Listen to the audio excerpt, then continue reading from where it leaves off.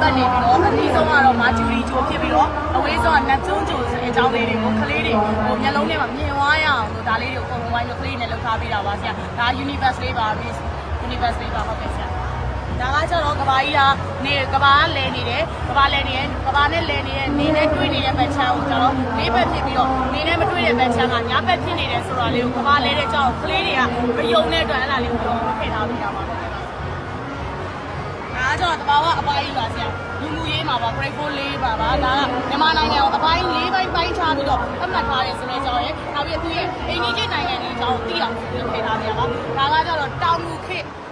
ဝစ်စားစီပုံတွေနေထိုင်စားတော့ပုံတွေသူတို့ရဲ့စိုက်ပျိုးရေးအကြောင်းလေးတွေကိုကလေးတွေမြင်အောင်လုပ်ထားပေးတာပါ